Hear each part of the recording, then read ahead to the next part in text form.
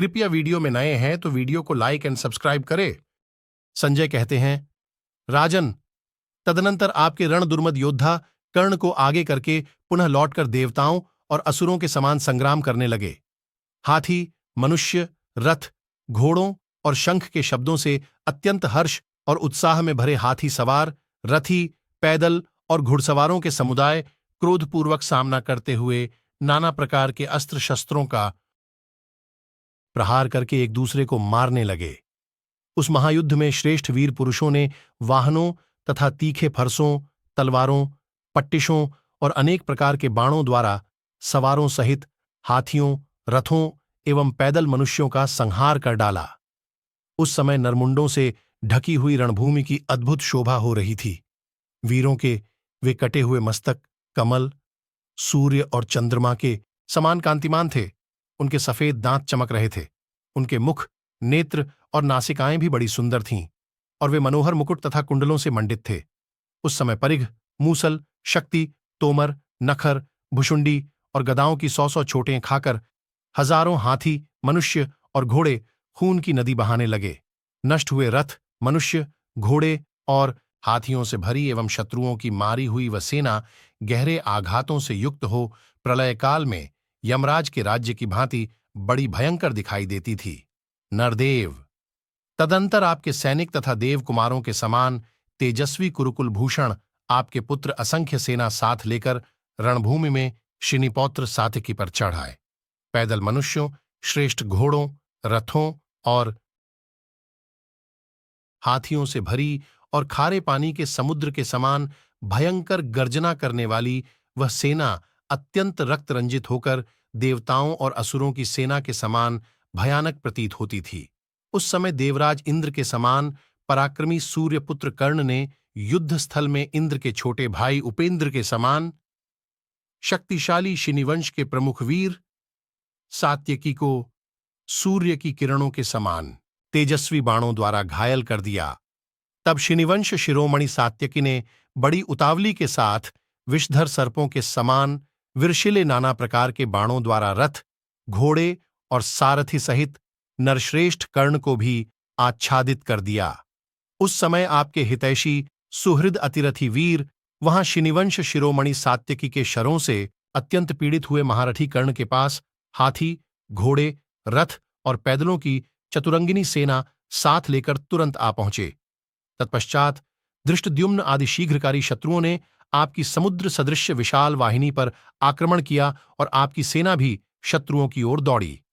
फिर तो वहां मनुष्यों, रथों, घोड़ों और हाथियों का महान संहार होने लगा।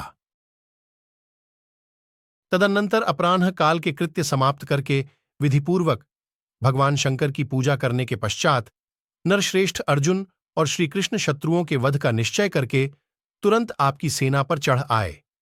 अर्जुन के रथ से मेघ की गर्जना के समान गंभीर ध्वनि हो रही थी। पवन की प्रेरणा पाकर उसकी ऊंची पताका फहरा रही थी और उसमें श्वेत घोड़े जुते हुए थे। उस समय शत्रुओं ने उत्साह शून्य हृदय से उस रथ को समीप आते देखा। इसके बाद रथ पर नृत्य करते हुए से अर्जुन ने गांडीव धनुष को फैलाकर आकाश, दिशा और विदिशाओं को बाणों से भर दिया। जैसे वायु मेघों की घटा को छिन्न भिन्न कर देती है, उसी प्रकार उस समय अर्जुन ने अपने बाणों द्वारा विमान जैसे रथों को आयुध, ध्वज और सारथियों सहित नष्ट कर दिया।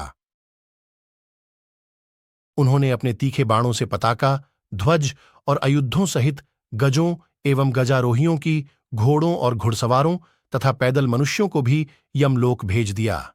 इस प्रकार क्रोध में भरे हुए यमराज के समान अबाध गति से महारथी अर्जुन पर सीधे जाने वाले बाणों से प्रहार करता हुआ अकेला दुर्योधन उनका सामना करने के लिए गया। अर्जुन ने 7 बाणों से दुर्योधन के धनुष, सारथी, घोड़ों और ध्वज को नष्ट करके एक बाण से उसका छत्र भी काट डाला।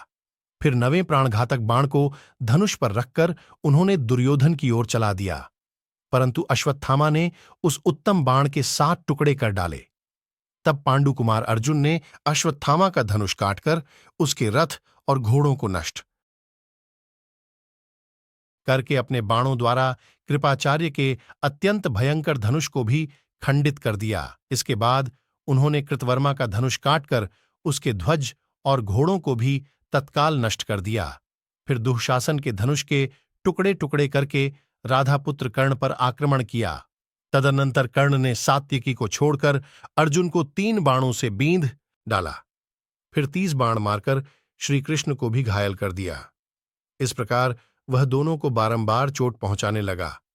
उस समय कर्ण क्रोध में भरे हुए इंद्र के समान रणभूमि में बहुत से बाणों की वर्षा करके शत्रुओं का संहार कर रहा था, परंतु उसे इस कार्य में तनिक भी क्लेश अथवा थकावट का अनुभव नहीं होता था।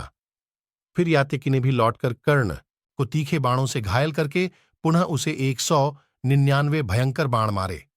इसके बाद कुंती पुत्रों की सेना के सभी प्रमुख वीर कर्ण को पीड़ा देने लगे। युद्धामन्यु, शिखंडी, द्रौपदी के 5 पुत्र, प्रभद्रगण, उत्तमौजा, युयुत्सु, नकुल, सहदेव, धृष्टद्युम्न, चेदी, कारूप, मत्स्य और केकय देशों की सेनाएं, बलवान चेकितान तथा उत्तम व्रत का पालन करने वाले धर्मराज युधिष्ठिर, ये भयंकर पराक्रम प्रकट करने वाले रथी, घुड़सवार, हाथी सवार और पैदल सैनिकों द्वारा रणभूमि में कर्ण को चारों ओर से घेरकर उसके ऊपर नाना प्रकार के अस्त्र शस्त्रों की वर्षा करने लगे। सभी भयंकर वचन बोलते हुए वहां कर्ण के वध का निश्चय कर चुके थे। जैसे प्रचंड वायु वृक्ष को तोड़कर गिरा देती है, उसी प्रकार कर कर्ण अपने तीखे बाणों से शत्रुओं की उस शस्त्र वर्षा को बहुधा छिन्न भिन्न करके अपने अस्त्रबल से दूर हटा दिया। क्रोध में भरा हुआ कर्ण रथियों, महावतों सहित हाथियों, सवारों सहित घोड़ों तथा पैदल समूहों का वध करता देखा जा रहा था। कर्ण के अस्त्रों के तेज से मारी जाती हुई पांडवों की सेना शस्त्र, वाहन, शरीर और प्राणों से रहित हो प्रायः रणभूमि से विमुख होकर भाग चली। तब अर्जुन ने मुस्कुराते हुए अपने अस्त्र से कर्ण के अस्त्र को नष्ट करके बाणों की वर्षा द्वारा आकाश, दिशा और पृथ्वी को आच्छादित कर दिया। उनके कुछ बाण मूसलों के समान गिरते थे, कुछ परिघों के समान, कुछ शतघ्नियों के तुल्य तथा कुछ दूसरे बाण भयंकर वज्रों के समान शत्रुओं पर पड़ते थे।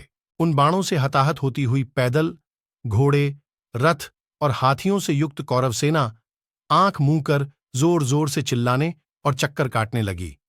उस समय घोड़े, हाथी और मनुष्यों को ऐसा युद्ध प्राप्त हुआ जिसमें मृत्यु निश्चित है। उन सब लोगों पर जब बाणों की मार पड़ने लगी, तब वे सब के सब आत और भयभीत होकर भाग चले। इस प्रकार जब आपके विजयाभिलाषी सैनिक युद्ध में संलग्न हो रहे थे, उसी समय सूर्यदेव असताचल पहुंचकर डूब गए।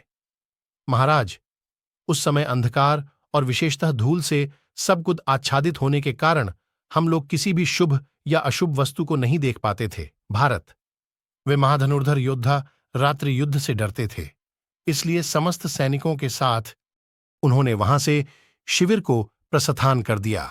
राजन, दिन के अंत में कौरवों के हट जाने पर पांडव भी विजय पाकर प्रसन्नचित हो भांति भांति के बाणों की आवाज, सिंहनाद और गर्जना के द्वारा शत्रुओं का उपहास और श्रीकृष्ण तथा अर्जुन की स्तुति करते हुए अपने शिविर को लौट गए।